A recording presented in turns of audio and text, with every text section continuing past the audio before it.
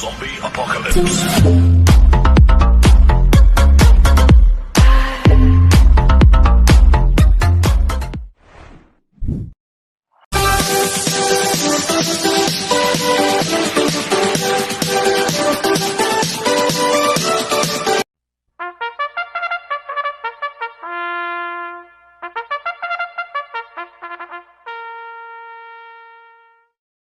Magandang araw po mga bayang karerista. Ngayon po ay araw ng Miyerkules, April 22, 2026. Karera po ng Philippine Jockey Club Padre Garcia, Batangas. Meron po tayong 7 karera sa araw na ito. Nandito naman po yung lingkod, Ranken Master Wang Bu, aka Eloto Budoy, para magbigay ng giya at analysis sa inyo mga bayang karerista. Mga bayang karerista, start po ng karera natin ay 5:30 p.m. Kaya bago po ako magsimula magbigay ng giya at analysis, huwag pong kalimutan subscribe, like, and share YouTube channel ko po. At syempre, huwag din pong kalimutan i-click yung notification bell ko para updated po kayo sa mga bagong video ko. Kaya mag-i-start na po ako sa pagbibigay ng giya at analysis. Race 1, winner take all event, races 1 to 7. May 8 kalok po tayo dito but 7 betting in option. Ang grupo 3-year-old and above maiden race non-placers sa distance 1,200 meters. So solohin ko na po ito. Itong couple numero 3 na to ay Dominate, nagagabayan ni JD Calagos. 3A, Confidence Surge, nagagabayan po ni Ryan Base. Last round po ni I Dominate noong April 10, pang-apat kila Swerte na Buenas pa, nagtala ng 1.15 sa 1,200 meters. Cambio natin ngayon, binigay na po kay JD Calagos. Last run, Ryan Basi po sumakay dito. Last run po ni Confidence Surge noong January 24, pang-5 kila Batang Pasay. Nagtala ng 1.31.8 sa 1,400 meters.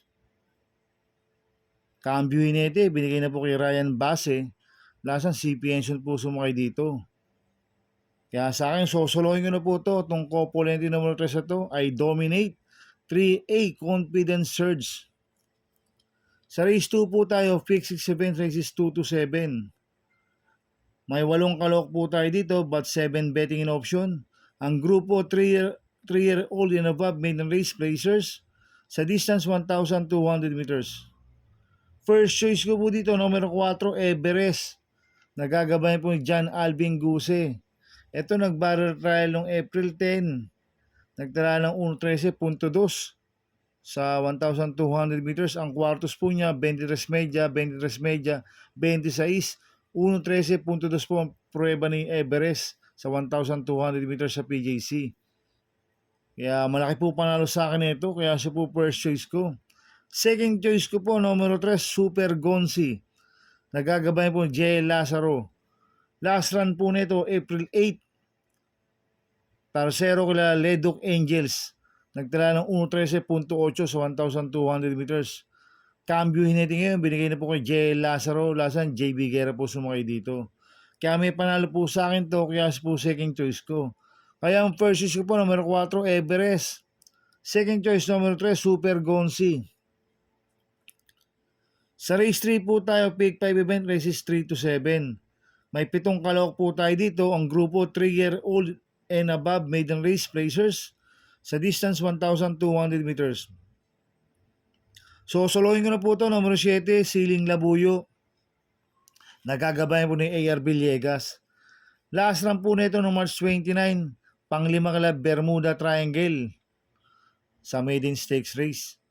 Nagtala po siya ng 1.28 sa 1,400 meters. Kaya sa akin, sosolohin ko na po yan, numero 7, Siling Labuyo. Sa race 4 po tayo, pick 4 event, races 4 to 7. May 7 kalok po tayo dito. Ang grupo 17 to 41 split. Ang distansya 1,200 meters. First choice ko po dito, numero 5, Pass Sailing. Nagagabay po ng EP na Hilat. Last run po nito, April 10. Segundo po siya kay Eros Del 96. Nagtala ng 1.15 sa 1,200 meters. Magaling po sa 1,200 meters yan si Pass Sailing. Kaya sa akin, malaki po panalo sa akin ito. Kaya siya po first choice ko. Second choice ko po, numero 3, King of Sipokot. Nagagabayan po JD Calagos. Last run po nito, tumakbo sa Metro Turf noong March 21, pang-pito, Stand in Faith. Nagtala ng 1.31.4 sa 1,400 meters. Cambio nito, binigay na po kay JD Calagos. Last run, Ryan Basi po sumakay dito. Kaya sa akin, may panalo po sa akin to. Kaya po second choice ko. Kaya ang first choice ko po, numero 5, Pass Sailing. Second choice, numero 3, King of Sipokot. Sa race 5 po tayo.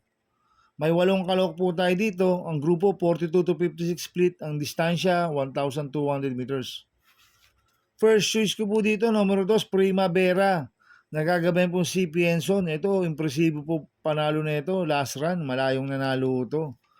Nagtala po siya ng 1.24.6 sa 1,400 meters noong April 11.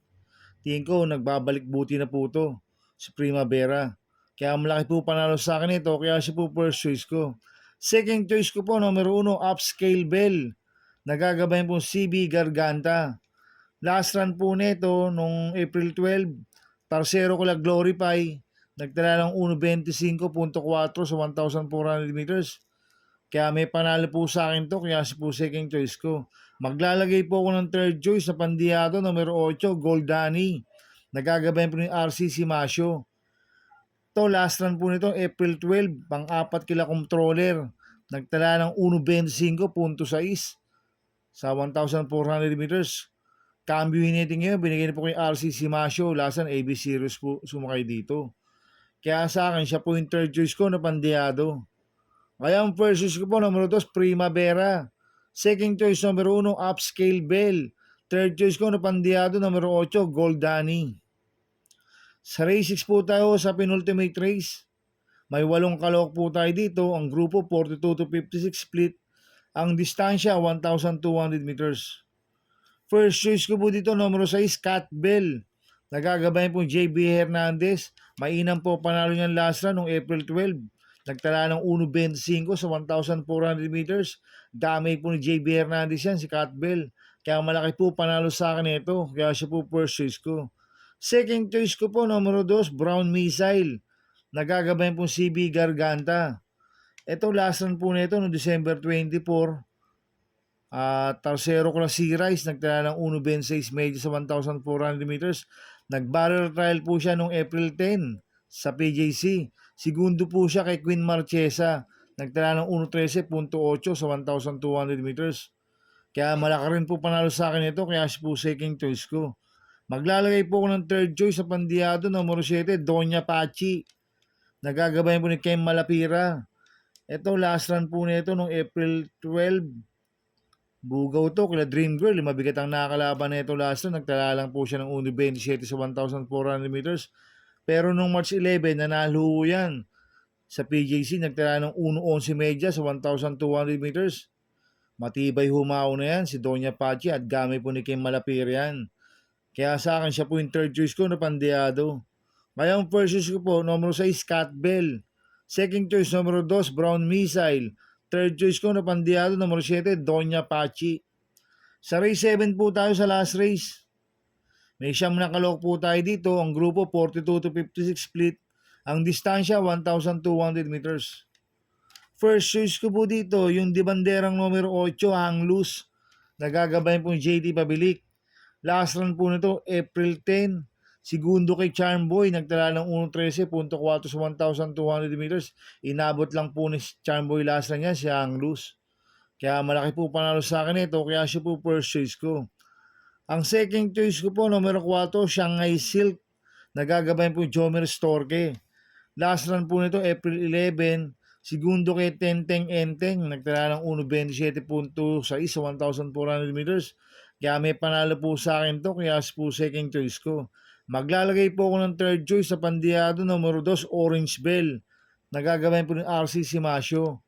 Last run po nito ng March 1, pang-4 kila Elizabeth Joy. Nagtala ng 1.28 medyo sa 1,400 meters. Kaya sa akin, siya po yung third choice ko na pandiyado. Kaya ang first choice ko po, numero 8, Hang Loose. Second choice, numero 4, Shanghai Silk. Third choice ko na pandiyado, numero 2, Orange Bell. Good luck and happy racing mga bayang karalista. Inulit ko, ito'y gabay ko lang at analysis ko. Pero pagdating sa tayaan, kayo pa din ang masusunod. Sana ay swertihin tayo at magsitama. Kaya good luck po sa ating lahat mga bayang kararisa. Mga bayang kararisa, shoutout muna ako. Happy birthday kay Sir Torexio. Happy birthday sa'yo. Kagrupo ko yan sa Team Budoy. At happy racing din po sa mga boss ko, kay Boss Toto de la Cruz, kay Boss Manuel Chua, kay Boss Manny Caprice, kay Boss Godo Predo, kay Boss Bernard Carpio, kay Ninong Rigor Costada. Happy racing po sa inyo. At happy racing din po sa mga taga Barkadahan Ho TV. At happy racing din po sa mga kagrupo ko sa Team Budoy. At happy racing din po sa mga kagrupo ko sa Pingping Boys. At happy racing sa Maceda Stable, kay Congressman Edward Maceda, kay Boss Oliver Maceda. Happy racing po sa inyo. At sana iswertihin tayo at magsitama. Kaya mga bayang karisa, please subscribe my YouTube channel at Tubudoy 2.0. At sana lagi niyo pong panoorin ang ads ko, huwag niyo pong skip. Kaya maraming salamat po sa inyo and God bless.